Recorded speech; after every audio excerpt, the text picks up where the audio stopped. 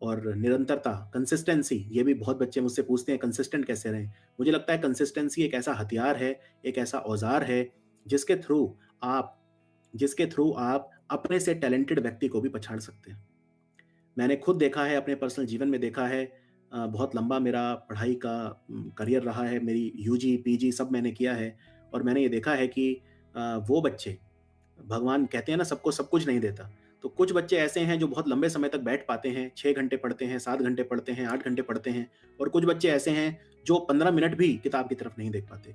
और इनफैक्ट मैंने ये देखा है कि वो बच्चे जो बहुत ज़्यादा स्मार्ट हैं या जिनका आईक्यू ज़्यादा है, जो तीव्र बुद्धि के हैं बहुत ज़्यादा, वो बहुत ज़्यादा सिटिंग नहीं दे पाते, बैठ नहीं पाते। लेकिन जो औसत हैं, वो 6-6 घंटे, 5-5 घंटे भी बैठ पाते हैं। तो कहीं न कहीं एक तरह का बैलेंस, एक तरह का संतुलन भगवान ने बनाया है।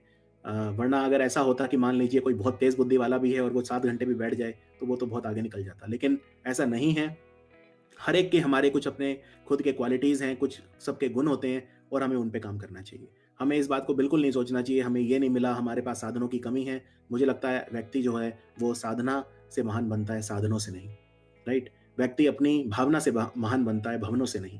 तो हम सबके पास इतने साधन तो कम से कम होते ही हैं कि हम पढ़ लें। आजकल तो फ्री मटेरियल भी इतना अवेलेबल है, यूट्यूब पर ही नहीं बल्कि हर जगह इतना अवेलेबल है कि आज कोई बच्चा मुझे पलटकर ये कंप्लेन नहीं कर सकता कि मेरे पास साधनों की कमी है। कौन-सा साधन आपके पास नहीं है? आज सब कुछ अवेलेबल है, फ्री में इतना अवेलेबल है, अगर आप पेड कोर्स भी नहीं चाहते तो भी फ्री में इतना कंटेंट अवेलेबल है कि मैं ये मानने को तैयार नहीं हूँ कि साधना कोई नहीं कर पाया क्योंकि साधनों की कमी थी। तो आप एक साधक बनिए, जैसे एक साधक होता है उसे पता है अपने गंतव्य पे नज़र रहती है। और खरगोश कैसे बने? ये बड़ा सिंपल है, खरगोश ऐसे बने कि जो गंतव्य है उस पे, जैसे आप इमेजिन करिए कि एक रेस हो रही है खरगोश और कछुए की, लेकिन एक खरगोश जो है उसका ध्यान अपने गंतव्य पे रखी हुई गाजर के ऊपर है कि वो जैसे उस लाइन को क्रॉस करेगा, वैसे ही उसे वो गाजर खाने को मिलेगी। तो आप सोचिए वो कितनी जल्दी वहाँ पे पहुँच जाएगा।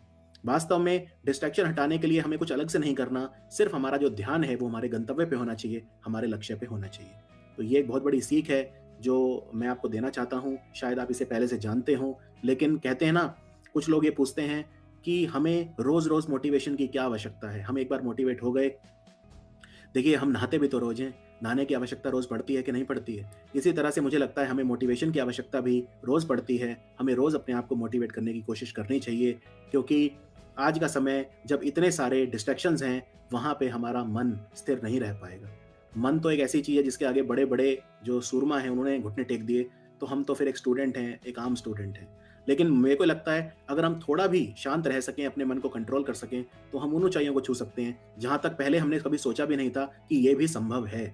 मैंने भी नहीं सोचा था 6 साल पहले कि आज भारत के एक इतने बड़े शिक्षा का प्लेटफ़ॉर्म हम बना पाएँगे, लेकिन ये संभव हो पाया है और ये संभव इसलिए हो पाया है कि हर बार बस एक ही चीज़ सोची कि अगला कदम कैसे? कभी भी ये नहीं सोचा कि 10 कदम आगे की सोचनी है, 20 कदम आगे की सोचनी है, नहीं। बस 1 कदम ले लिया, अब अगला कैसे करना है? कभी सब्सक्राइबर का तो सोचा भी नहीं था। हमारे 6 महीने में भी सिर्फ 10,000 सब्सक्राइबर थे, चैनल की गति बहुत स्लो थी हमेशा से, बट कभी ये नहीं सोचा कि हमें 6 महीने में 1 मिलियन सब्सक्राइबर चाहिए या 2 मिलियन, कभी कुछ नहीं सोचा। सब्सक्राइबर, व्यूज़ ये सब बाय प्रोडक्ट हैं। हमेशा स्टडी आईक्यू में हमने बस एक ही चीज़ सोची और वो है कि ज़्यादा से ज़्यादा अपनी क्षमता के जितनी पॉसिबल है, ह्यूमनली पॉसिबल है, किसी के लिए भी कि बेस्ट से बेस्ट क्वालिटी कैसे दी जाए। इसके ज़्यादा हमने कभी नहीं सोचा।